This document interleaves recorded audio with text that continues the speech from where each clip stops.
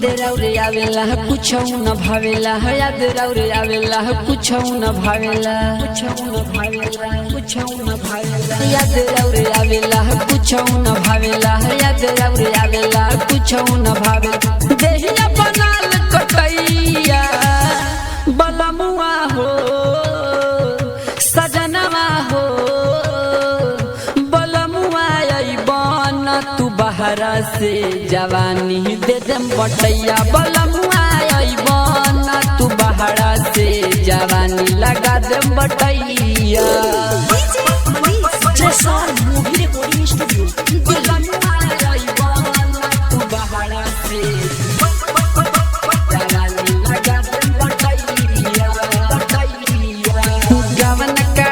अकेले हमके गइला छोड़ी घर हो, बाहर में अपने काटेल जानी मेहरी के न बाफिकर हो,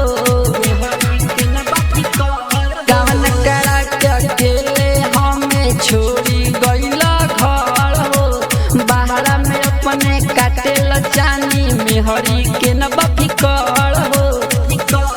ए राजा जानी सच कहतानी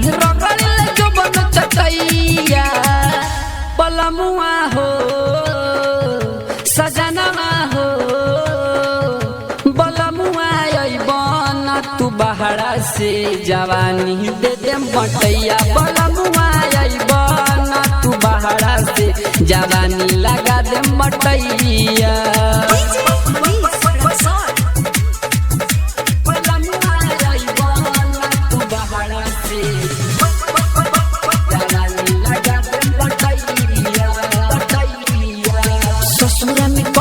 जोगा के रखी नैहर वाला धान हो, लेवे लाया बहू से तैयार बार राजा करन हो,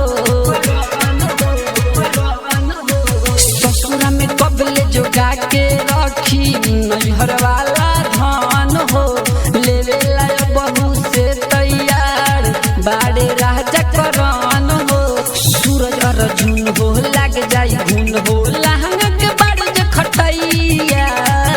बलमुआ हो सजनवा हो, बलमुआ अइबन तू बहरा से जवानी दे देम बटैया, बलमुआ अइबन तू बहरा से जवानी लगा देम बटैया।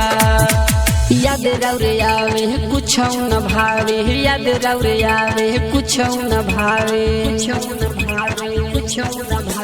याद रौरे आवे कुछ न भावे, याद रौरे आवे कुछ न भावे। देहिया बनल बकटैया बलमुआ हो सजनवा हो, बलमुआ अइबन तू बहरा से जवानी दे देम बटैया, बलमुआ अइबन तू बहरा से जवानी लगा देम बटैया। Jaiswal movie recording studio.